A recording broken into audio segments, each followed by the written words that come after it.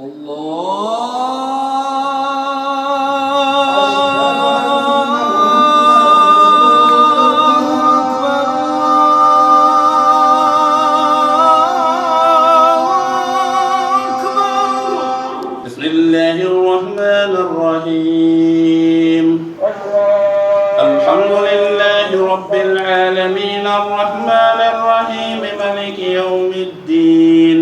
Mali, les musulmans constituent la majorité de la population. Pour accomplir la prière, deuxième pilier de l'islam, il est recommandé aux musulmans de se rendre si possible à la mosquée.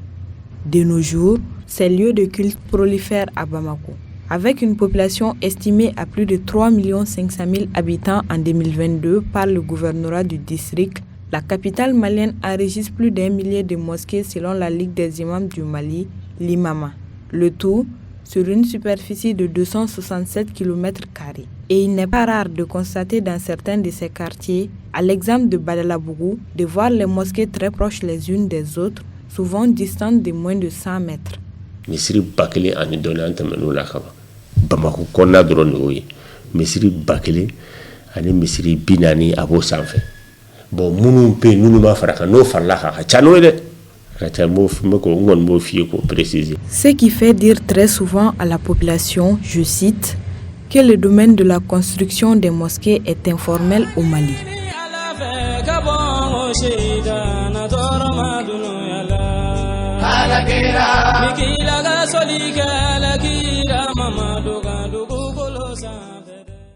Avant une géolocalisation rétrospective des mosquées de la ville, faisons-nous une idée de ces sanctuaires consacrés au culte musulman à travers l'avis des personnes avisées et qui font autorité dans le secteur. La mosquée est considérée en islam comme une école de formation. Formation pratique et théorique. Formation théorique comment? On donne les cours dans la mosquée. En même temps, les cours pratiques. Venir faire les 5 prières dans la mosquée à la même heure et s'aligner dans les rangs pour faire la prière. C'est pour nous apprendre à se mettre en ordre. Les prières funèbres se font à la mosquée, les baptêmes s'annoncent à la mosquée, les mariages sont célébrés à la mosquée. À la mosquée aussi, tous ces problèmes sociaux aujourd'hui, la plupart se règlent à la mosquée. C'est dans la mosquée que les gens qui ont des problèmes se lèvent à chaque prière pour demander l'aide des autres. Nous n'avons pas, nous, de services sociaux qui s'occupent des gens, mais nous avons ces mosquées qui nous servent en réalité des services sociaux. Au Mali, les mosquées sont classées en 3 catégories. Misiri nasugu flawnya saba. Misiri dobe farda selu de be jumate seli. Misiri dobe farda be seli juma fene be seli ani zawiya. Bo zawiya ula jumate selu lula jinani. Ay tanga kalange anka aladon. Koni kibe ala febi ala kira fe ni makalan. Koni kibe ala febe sunni salife wani makalan. Koni kibe ala febe dina kuma fo ni makalan. Aye tonga kalange kurana kalange na makalan. En 1976, Bamako, la ville des 3 Caïmans, comptait moins d'une dizaine de mosquées. Sa première mosquée a été construite à la fin du XVIIIe siècle sous le nom de Bamako, chef-lieu du gouvernement du Soudan français. Appelée aujourd'hui mosquée du Dabanani ou de Tal Mahaman, cette toute première mosquée fut construite selon certaines sources par Sidi Mohamed Touré, un grand marabout venu s'installer dans la localité. La communauté musulmane grandissante, il s'est imposé à la ville de Bamako la nécessité de construire une plus grande mosquée. Cette deuxième, actuellement dénommée la mosquée de Bozola, ou ancienne mosquée du Vendredi, fut érigée en 1909. Pour des raisons d'amélioration de la situation sanitaire de la ville, la famille fondatrice des Dravés s'est déplacée à l'ouest pour y construire une troisième mosquée en 1915. Cette dernière conservera toujours la dénomination de la mosquée de Dravela. Bâtie sur la place de la République en 1976, la mosquée Roi Faisal bin Abdulaziz est désormais la plus grande mosquée de la capitale malienne. Alif Lam Ra Tilka ayatul kitabil mubin Inna anzalnahu Qur'anan arabiyyan la'allakum ta'qilun. Jeudi 17 août 2022, nous sommes à Nyarela, dans la famille Keïta, en commune 2 du district de Bamako.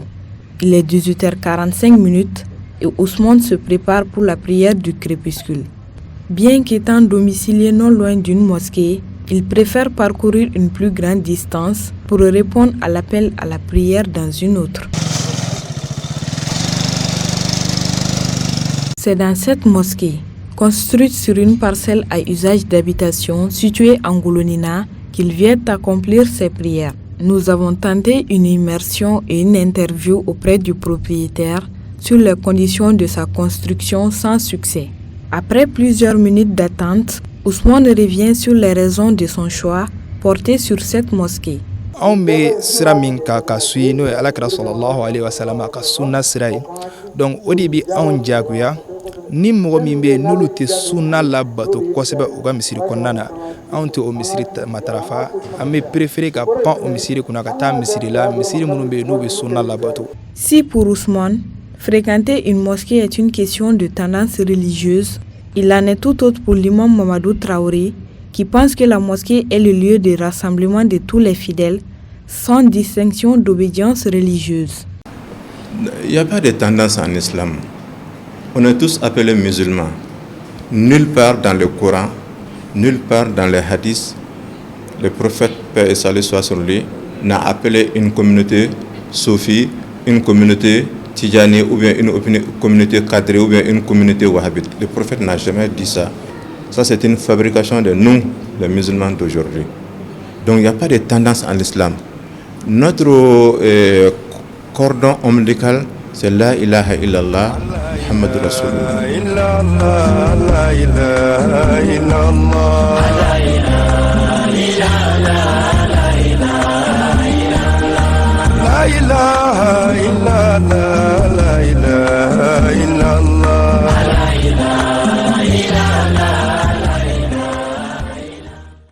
La prolifération des mosquées est une réalité à Bamako. Pour s'en rendre compte, écoutons ce micro-trottoir réalisé dans la ville. Les fidèles s'expriment sur ces causes. Bamako sigi dabuyana o ba permettre misiri bi caya ka kɛ bɛɛ ka tiga misiri la ni mɔgɔ bila kalabankɔrɔ kuluba k'a ka taa seli jikɔrɔ ni misiri la o fana ka jan o si t'a permettre mɔgɔ ka bɔ yɔrɔ jan ka taa misiri seli kɛ yɔrɔ jan a bi a wajibiya de ka misiri sɔrɔ i ka quartier la min ka surun i la. Bibi na fana partenaire caman de bɛ yen minnu bɛ mɔgɔw dɛmɛ ka misiriw jɔ par exemple ONG dɔ bɛ yen komi i n'a fɔ Alfaro ale yɛrɛ bɛ misiriw jɔ dugu caman de la donc n'i taara dossier déposer dɔrɔn i bɛ taa sɔrɔ dɔrɔn o bɛ se ka misiri jɔ bon hali ni ye quartier caman jateminɛ i bɛ taa sɔrɔ misiri caman jɔlen don ONG de y'o baara kɛ o bɛ se ka na n'o ye.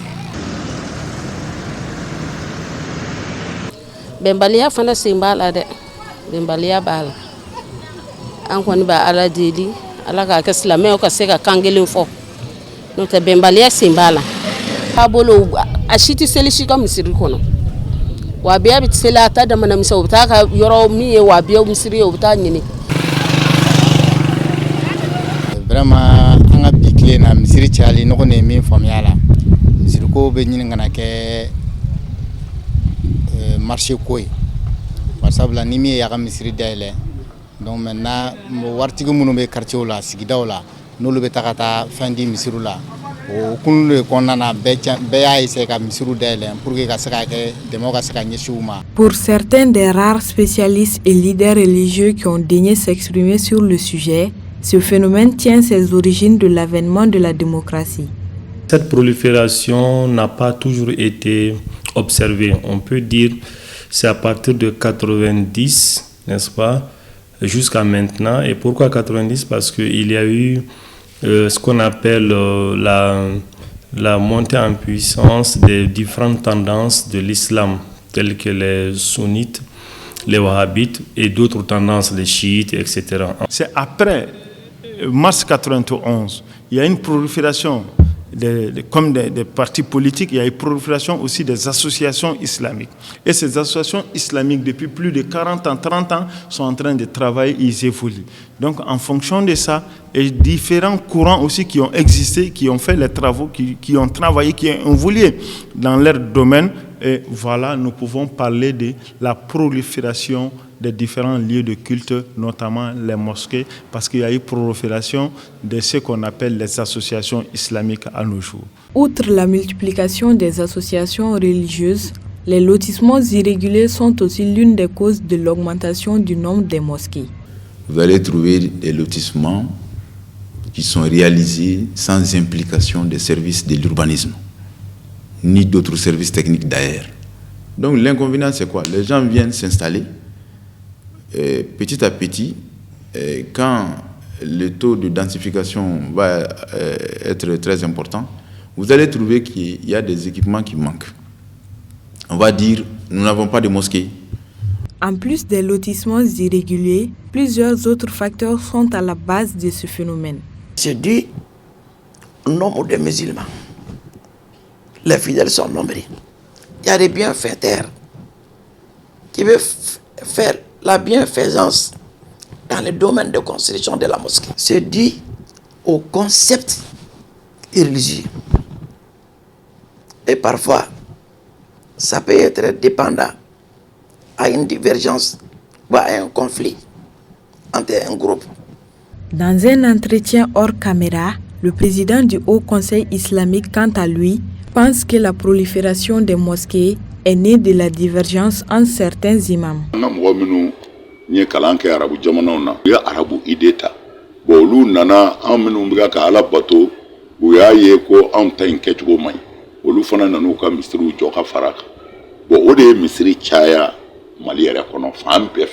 Un avis à l'évidence que ne partage pas l'imam Mahmoud Diko. Moi, je ne parle pas d'antagonisme, je parle simplement aujourd'hui de la liberté d'exercer vraiment sa foi, qui est une réalité au Mali. Les gens, ils sont tous musulmans, mais ils ont peut-être différemment la façon de voir les choses. Et l'occasion est donnée à tout le monde aujourd'hui d'avoir un lieu dans lequel vous pratiquez la religion selon votre perception de la religion et conception de la religion. Le directeur général de l'ONG Al-Farouk admet que sa structure est actrice de cette prolifération, mais explique qu'elle agit dans la légalité.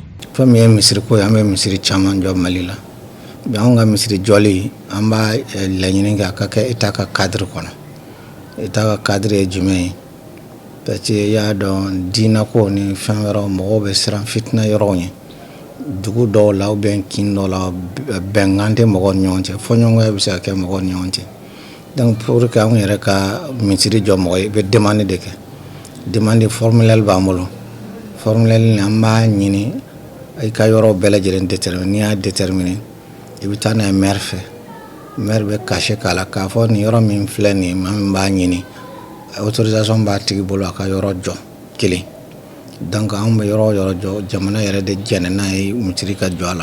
Selon certaines sources, la loi islamique n'est pas explicite sur la distanciation entre les mosquées. L'islam a donné une règle. La règle, c'est quoi? Que les gens construisent la mosquée en évitant de ne pas gêner d'autres. Signalons qu'au Mali, la création des édifices de culte est régie par une loi qui date de 1961. La gestion des mosquées relève de la loi numéro 86 ANRM du 21 juillet 1961 portant organisation de la liberté religieuse et de l'exercice de culte en République du Mali. Donc, dans cette loi, il se trouve que dans son article 4 est confiée la création des édifices de culte au ministère de l'Intérieur à l'époque, qui est aujourd'hui le ministère de l'administration territoriale. Une loi assez rétrécie qui comporte environ, sinon au total 28 articles pour 4 chapitres. C'est 28 articles contenus dans 4 chapitres. Et il n'y a qu'un seul chapitre qui traite des édifices cultuels. En plus de ces textes, l'État prévoit également au cours de ces lotissements des espaces publics devant être utilisés pour la construction des mosquées. L'État, dans sa politique en matière d'urbanisme, prévoit effectivement la réalisation des équipements publics à tous les niveaux de la planification urbaine. Donc la mosquée, c'est un équipement public, un équipement collectif ou, si vous voulez, un équipement cultuel. La construction d'une mosquée sur une parcelle à usage d'habitation exige une procédure particulière. On va demander l'avis des voisins. Supposons une parcelle d'habitation qui est entourée par 3 voisins. On demande l'avis des voisins, l'avis écrit des voisins et homologué devant les autorités. Vous voyez? Si les voisins donnent leur accord, et il faut aussi faire une consultation publique. Donc ça veut dire on réunit le quartier à travers une organisation faite par les autorités communales. Donc, en ce moment, quand on obtient l'avis favorable à la suite de cette consultation, donc on peut initier un changement de vocation. C'est un beau jour, j'ai vu qu'ils étaient en train de construire. J'ai demandé, mais qu'est-ce qu'on fait ici? On me dit une mosquée. On ne nous a rien demandé. Il y a une histoire au niveau de la mosquée. Il y a un qui semble avoir beaucoup d'argent, qui tenait, je pense, à se faire passer pour l'imam de la mosquée, ou du moins à ce qu'on ait quand même quelqu'un de sa tendance. C'est qu'il y a une opposition dessus. Et donc, comme il a de l'argent, il y avait un garage à côté, un réparateur de voitures. Je pense qu'il a acheté donc cette cour et il a construit donc une mosquée. Les conflits de tendances, liés parfois à l'imama ou encore de gestion, restent les principaux facteurs de la prolifération des mosquées. misiri caya bɛɛ dɔ fɛnɛ tɛ k'an bɛ ka mɔgɔw fara ɲɔgɔn kan ninnu ka tagasira man ja n bɛ dɔ créer ou bien ni ninnu ma ɲa la n yɛrɛ bɛ taa dɔ créer se bɛ n ye n b'a kɛ ten ou bien n bɛ fɛ ka ko ka kɛ ne hakilina ye cogoya min na mɔgɔw ma sɔn ne taw ma ne fɛnɛ bɛ taa dɔ créer o bɛɛ bɛ misiri dayɛlɛ la. Une situation qui suscite de nombreuses interrogations. Entre autres, la mosquée conserve-t-elle toujours ses valeurs d'antan? Normalement, la mosquée doit avoir toujours ses valeurs parce que qui dit Dieu dit le relationnel qui existe entre le serviteur et son Seigneur. Maintenant, chaque communauté, chaque culture a ses atouts. Il y a des points qui sont censés être points forts et points de faiblesse. Raison pour laquelle quand vous revenez souvent dans nos mosquées au Mali ici, nous avons plusieurs difficultés. Nous notons des observations qui sont là, telles que souvent le rôle de l'imam face à la commission qui gère la mosquée. Souvent il y a des malentendus qui peuvent survenir. Le Haut Conseil islamique, ne pouvant pas rester indifférent face à de tels faits, a élaboré un projet de résolution des problèmes et dimensions relatives à la gestion des mosquées, à l'issue duquel il espère recadrer les secteurs. Nous espérons quand même que les résolutions de cet atelier vont nous permettre quand même de résoudre pas mal de problèmes. Mais ce n'est pas tout. Les hommes, quelles que soient les règles que vous définissez, les hommes trouveront toujours des moyens. Ceux qui ne veulent pas que les choses marchent trouveront toujours des moyens de les contourner. Nous ne le souhaitons pas. Mais dans tous les cas, le Haut Conseil va veiller. Nous allons mettre en place un dispositif au Conseil qui permette d'être saisi et d'apporter autant que faire se peut des réponses aux problèmes qui vont nous être posés et en provenance des mosquées.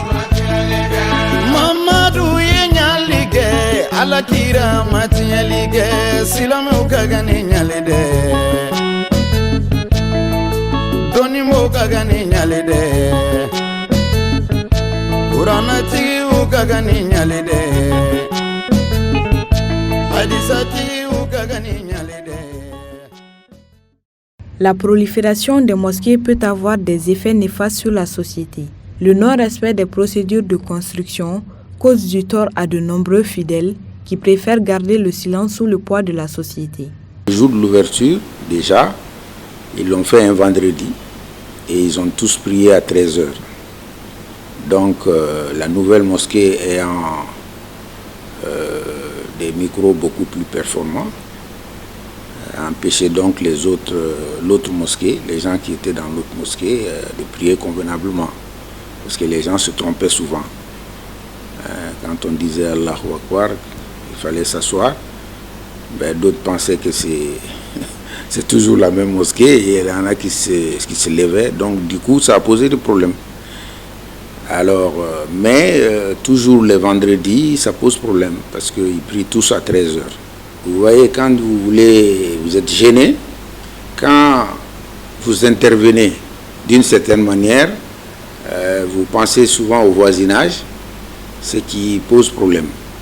De même, elle conduit les non-musulmans à croire à une remise en question de la laïcité du pays. Les autres cultes se sentent délaissés.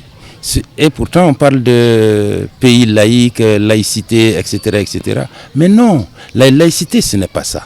Et tout le monde sait que les chrétiens sont dans ce pays-là, ils sont nombreux. Tout le monde sait que les gens qui ne sont ni chrétiens ni musulmans sont dans ce pays-là et qu'ils sont également nombreux. Mais on ne tient aucun compte de leur présence.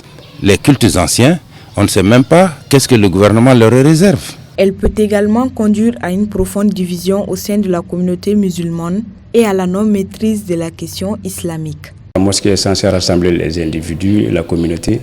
Si chacun se met à construire par-ci, par-là une mosquée, ça amène les uns et les autres à se séparer sur le chemin. Une autre conséquence, ça peut être, si on peut le dire, ça peut être la non-maîtrise même de la question de l'islam. Parce que la mosquée, c'est un espace de production de discours. Alors, si les mosquées se démultiplient, les discours vont se démultiplier et puis les fidèles vont adhérer au fur et à mesure à ces discours-là, ce qui peut entraîner des déviances. Voilà. Ça peut être un des facteurs difficiles pour mettre tout le monde ensemble, pour travailler. Par exemple, si on veut faire des réformes dans la religion, comme c'est le cas maintenant, on veut réglementer les prêches. Mais celui qui est wahhabite, il ne va jamais se mettre d'accord avec celui qui est sunnite. Et cela va demeurer continuellement tant qu'on n'aura pas réussi à fédérer les musulmans au sein d'un seul grand ensemble. Donc cela va rester, à mon avis, continuellement. Tant qu'il y a plusieurs tendances en islam, les gens ne vont pas comprendre les choses de la même manière.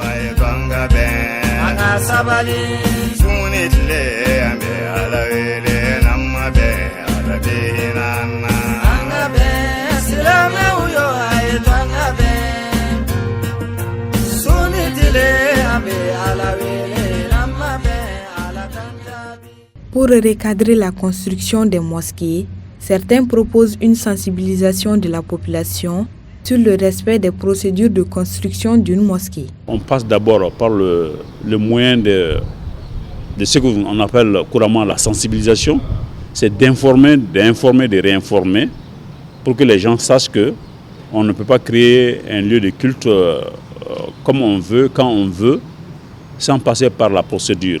La solution, c'est au niveau du gouvernement d'abord, en prenant contact avec les associations de musulmans, en leur expliquant que l'État ne peut pas continuer comme ça.